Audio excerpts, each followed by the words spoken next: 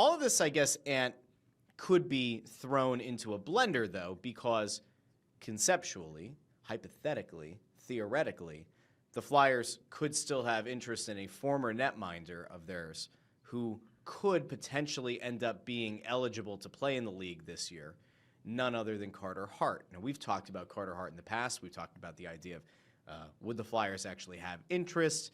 Could there be a conflict internally? Will Comcast corporate sign off on it? Does he even want to come back here? Would he even be interested in coming back here? And I've been told that you may or may not have some sort of an update on Carter Hart. Well, so here's the thing. Let's talk league wide first before we talk about the Flyers. Okay. There has been no direction or guidance from the league to teams yet about anything changing as far as signing these guys or talking to their agents about potentially signing these guys to come back and play in the NHL. But I hear that it's getting there. And the expectation is that a decision will come down sometime soon, probably before camp starts, on these players. But what is happening, what behind the scenes, the NHLPA and the league are negotiating, in essence, is what they're doing in what this is going to look like. And from what I've heard, the NHLPA would probably settle for, a shorter suspension. And when I mean shorter, you're probably talking something around, 30 to 40 games, somewhere in that range, with the caveat that the players can sign now and get into camp and work out with the teams and be able to do that. And I think that they want to do it with no financial penalty either. Like, the players would get paid their salary even though they're not playing. Yeah. And I think that the push for that is because these guys went without salary, without money for 2 years. I know you say boo-hoo, these guys were making a lot of money beforehand. I'm not crying over the fact that they weren't able to make money for 18 months while this thing happened. But I think that that's kind of where, the NHLPA kind of is. Whatever it ends up being, however it ends up getting settled between the league and the NHLPA, these players are going to, some of them at least, are going to be offered contracts. Yeah. Carter Hart is by far the most talented of the five guys. He's likely the only one who would get a contract that's beyond one season. Mm-hmm. I think that McLeod gets a 1-year deal. Maybe Dylan Dubé gets a deal. But Carter Hart is likely going to be offered a contract by multiple teams, I would say, in the 2 to 3 year range. I don't think it's going to be long-term. Maybe somebody does. Maybe somebody gambles and says, we're going to take a real chance on this guy, and they give him more than that. I'd be surprised. I think a lot of people in the sport would be surprised if that were the case. But you're probably looking at a 2 to 3 year deal. And because so many teams value goaltending the way they do, there's going to be a lot of teams interested. I was told you might see up to a dozen teams trying to get Carter Hart. You can include the Flyers in that deal, in that group. Mm-hmm. But I wouldn't say the Flyers are a front runner or anything along those lines. I think it's a very level playing field because you got to think of it from this perspective.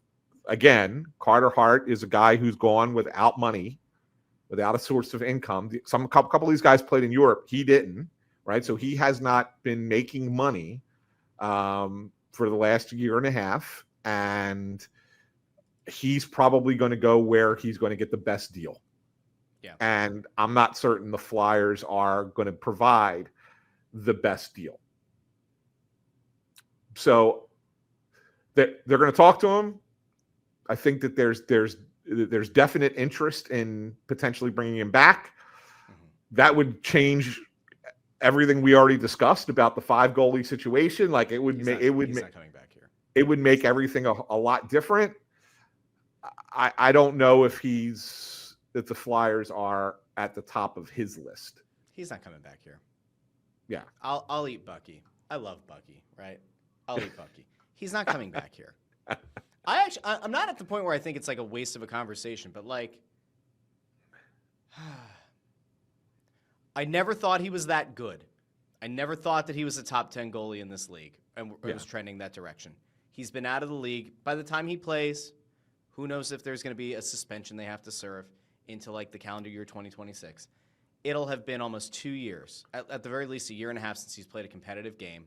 And I don't think he was like a bona fide stud when he was playing consistently and as a number one. Why would you come back here? Everybody here knows about the case. Everybody knows about the trial. There is no real added benefit to coming back here. It's not like it's a cup contending team that's one piece away. If you don't play exceptionally well from the start, you're automatically going to have the people who didn't want you back booing you, along with some of the people who might have given the team the latitude, the flexibility, whatever, to, have him come back. Like, to me, this is like one of the worst situations for him to even consider. I don't see it. I don't see what the appeal is. If the Flyers are the only team interested in Carter Hart, and it's like, all right, I have to go play for those guys again, or I'm not in the league, fine. But, like, there are teams that are going to be interested. He's not going to break the bank. I can't envision a scenario where he's, like, going to come in and, earn number one netminder money. Does he take a shot on himself on a 1-year deal so that he can try to cash in bigger next year? Maybe. Is it a 2-year deal where the second year is a little bit higher with the cap going up? Maybe. I just don't see why he would. We've had this conversation. I don't see why he'd want to come back here. I don't get why the Flyers would want to do it. It doesn't make sense. Is he better right now than everybody they have in the organization? Maybe. Also, maybe not. Again, it's been about a year and a half since he's played a competitive game. I don't see it. Just don't get it. I know that there are people. I see Chris in the comments is telling us about, receiving certain things on buses when he was in high school, which is great. It has no relevance to any of this. Like, I don't care. I don't see the value. I don't understand the point. I don't see any upside here, Ant, to like bringing Carter Hart into this team. I just don't get it. I fundamentally think it's it's a dumb conversation to have. And I think the fact that the Flyers have even like potentially entertained it is genuinely one of the stupidest things. I'm not surprised you'd have a conversation about a player, but like for them to even be like, yeah, we'll give him a contract. Why? For what? What's the point? I'd love to have one of those people give me like a solid rationale. I don't get it. Fedotov missed, what was it, a season and a half when he had to go do the military service. And then he played a year in the KHL, and they came over here and we saw how he looked and how he didn't bounce back to his form that he had prior to having to go do military service. I don't know. Am I overrating the layoff of a year and a half, 2 years, Ant? Like, that to me is the biggest concern outside of the concern of the PR, side of this. How did Sean Couturier look after missing nearly 2 years? Not great. I mean, I know his like physically very different situation, but I know his was, he had back surgeries, right? And had to come back from that. But look, guys have come back after time off. I mean, freaking Gabriel Landeskog came back in the playoffs for the Avalanche, right? Like, I mean, like guys can come back. It's not like it's impossible. Yeah. And maybe the Flyers are looking at it and saying, hey, we see how it goes. And look, if he comes back and he's not good, then, it's not the end of the world to have it for 2 years. We can survive that. Right. But this thing from Joe is the right one. Right. And we talked about this like weeks ago. He's an asset. The team really should have been pushing the league on the RFA eligibility that they would have had with him as their player when all of this went down. And they lost out on that. I think the Flyers should be able to get some kind of compensatory pick back. Like, if ultimately he doesn't come back here, that's the thing that they should push for. They'd be smart to push for it. Otherwise, I just don't get it. I don't know. I'm with you mostly. I mean, I don't see the benefit because of the exact things that you said.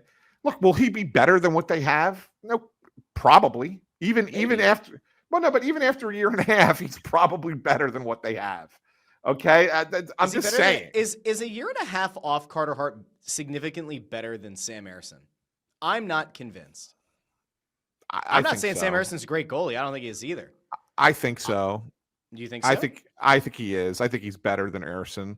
I think he's better than Vladar. I mean, he's better than everything that they have. But how much better? And that's where I think they're missing the valuation of this, right? Like, he's better and would make the Flyers better this season. And they want to be better. You know that they want to make the playoffs. You know that they don't want to go through another season where they're irrelevant, right? Like, there's a lot of that motivational rationale coming into this. But is Carter Hart going to be significantly better than what you have?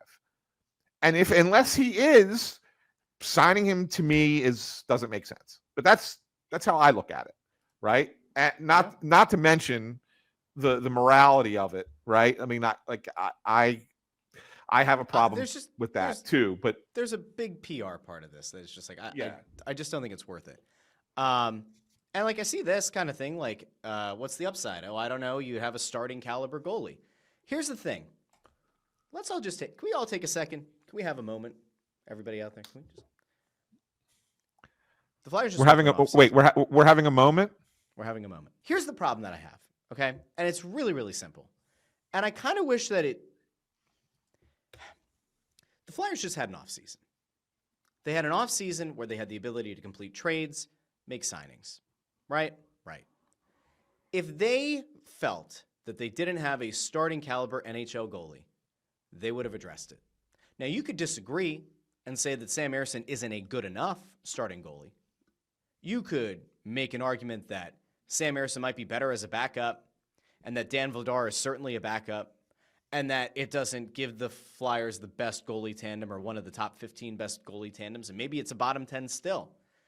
But, like, they had an entire offseason to address the net. And whether they did or not is kind of, I guess, in everybody's opinion, if they think that they addressed it adequately. But, like, if they really felt like they didn't have at least one guy they could lean on as a starter, they would have gotten a different dude to be the number one in net. And they didn't. And I don't think that it was, like, part of some giant, 4D chess move. Oh, we didn't go spend more money on a goalie or give up assets in a trade because we knew Carter Hart was going to come home.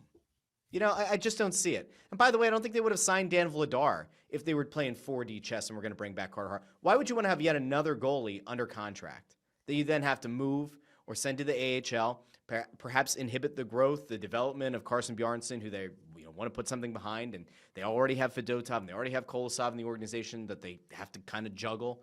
I just don't see it. I don't get it. I don't know, man. I'm having a hard time. I think that you're kind of on the outskirts of the whole situation being what it is. So I think you're really close. I think that they made all those. They made the Vladar move and have the situation set up as it is because they don't expect Carter Hart to come back. Doesn't mean they're not going to try, right?